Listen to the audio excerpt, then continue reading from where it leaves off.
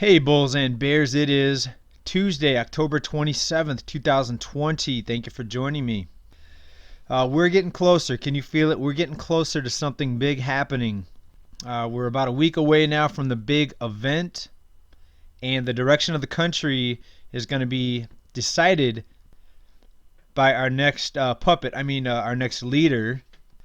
What do the bankers have in store for us? Will they, one, keep the economy propped up and keep the bubbles inflated and growing, getting bigger bubbles, higher prices, more lending, more debt? Or is something going to happen where the new administration is going to say, hey, we can no longer lend out unlimited amounts of money, we can no longer prop up these markets? Or will there be massive debt forgiveness? Will we see a transition into a new economic system, a new monetary system? Right? There's so many things out there that people are discussing as possibilities and people trying to prepare. And that's what we're doing here. We're looking at all the possibilities. We're not saying we know exactly what's going to happen. We don't have a crystal ball. We don't have a magical way to see into the future, but we know that we need to prepare because things are not looking so good. And we're talking about a nightmare of unemployed people here at the end of the year. Let's get into this article. CNBC right here, millions poised to lose unemployment benefits in enormous cliff at the end of the year. So we need to ask ourselves, how long can they keep extending these benefits? Is it going to be permanent unemployment? If it is, you might as well just put in universal basic income. Now, people laughed at the idea of UBI when it was being discussed in the Democratic debates, things like that. I think it was Andrew Yang was the big backer of UBI. But now people are asking, if it's going to be permanent unemployment, why not just start UBI? Why not send out monthly payments to the American people? Everyone will have some sort of income. And if it's not UBI, what's it going to be? Permanent unemployment? When can unemployment benefits be pulled back and not cause massive hunger, starvation, homelessness? Big upticks in crime is what you're going to see with all the more desperate people out there. This article is correct. It's an enormous cliff, and something's got to give or something's got to change in this type of monetary economic system right now. Even with unemployment benefits, many people are still hurting. This is an article here out of CNN. This was reported in multiple places, but let's look at this one here. 54 million Americans are going hungry. And this was noted by a hunger relief organization called Feeding America. They say more than 54 million people in this country are facing food insecurity, and that's 17 million more than before the outbreak and the economy shut down in March.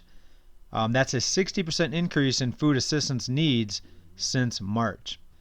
It also goes on to say here about 40% of the people that are showing up for food handouts have never before had to rely on food assistance or handouts. We are seeing people that went from thinking they were doing just fine. Most of those people, just like most Americans, had lived paycheck to paycheck, and people were fine. They still went out and spent their money on big screen TVs, and a lot of times, let's be honest, they bought things they didn't need because people just assume that nothing bad is ever going to happen. But then when something bad does happen, then they wish they wouldn't have wasted so much money, and now they have to have handouts. So that's the American way, it seems like. Also, we need to ask ourselves, is there going to be an endless supply of food? What if more farmers go bankrupt? What if there's more food shortages? We already saw some of this back at the beginning of the recession or the shutdown of the economy. Right? Someone has to grow this food, someone has to package this food, but farmers are not looking so in not very good position. Let's talk about this article right here. Get big or get out. This is out of EWG.org. The farm bailouts are fueling farm consolidation. So it's similar to corporate America. The big factory farms are getting the blunt of the bailouts. Yes, they're bigger, so they're getting the bigger bailouts, but the small farmers are not getting enough to get by in many cases. This is a story here, and it talks about how many small dairy farmers in Wisconsin were not able to survive. But even if the bailouts were handed out to all of the farmers, is this the long-term solution? Is it going to be bailout, never-ending bailouts? Just like the unemployment, is it going to be never-ending unemployment? All right, most Americans, including small farmers, they cannot keep up with this high cost of living. We have home prices that are in a bubble, rents are in a bubble, that's causing higher taxes. Then you have food shortages, now the cost of food goes up.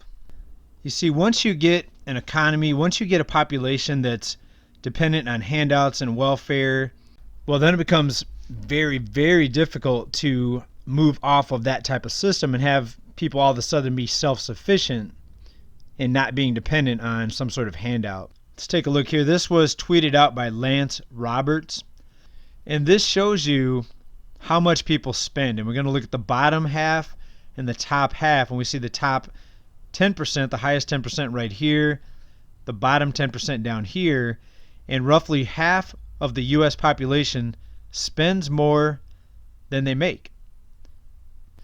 Right, and I'm sure as we go along, this is going to get worse and worse and worse. Pretty soon it's going to be 60, 70, 80, 90. Pretty soon it's only going to be the top 10% that are able to keep their head above water as we see this consolidation, the big farmers getting bailed out, the big farms, the mega corporations, the multinational businesses, they get endless bailouts, rescue operations. The rich get richer, the poor, the middle class, getting decimated. You may not have noticed it yet if you're in the middle class.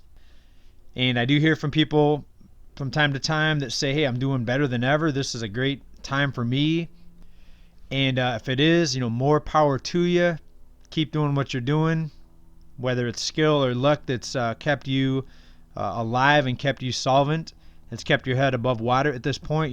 Keep doing what you're doing. But also be prepared because things can change on a dime. I talk to so many people and I hear from so many people in my industry that one day they were doing good. The next thing, somebody got laid off, a medical bill, a car repair. Things happen, right? So let's be prepared. Let's stay prepared. And that includes preparing for something big happening economically. Just because you're doing good today may not be the same tomorrow, next week, or next month. Also, what about the rest of the population that's going to be very, very desperate? Where there's despotism, there is danger. Despotism equals danger. So prepare yourself. Protect what you do have. You've worked hard. If you have assets, protect those assets. You know exactly what I'm talking about. Thanks, everybody, for watching this report. Stay well, stay safe, stay prepared. Peace.